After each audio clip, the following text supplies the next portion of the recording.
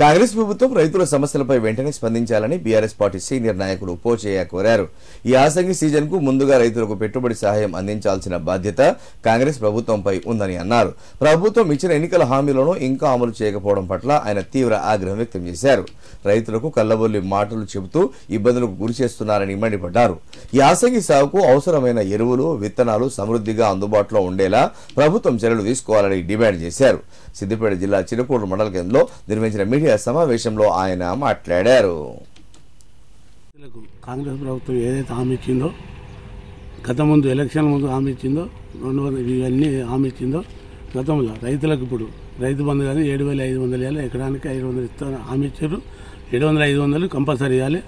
రైతులకు వెంటనే ఎరువులు తెప్పియాలి, ఎరువు కలుపుతారు లేకుంటే ఎరువులు తెప్పియాలి. అదేవిధంగా రైతులు ఒడ్లు కొంటారు కాబట్టి చెప్పిన రైతు ఖాతాలో వెంటనే వేయాలి.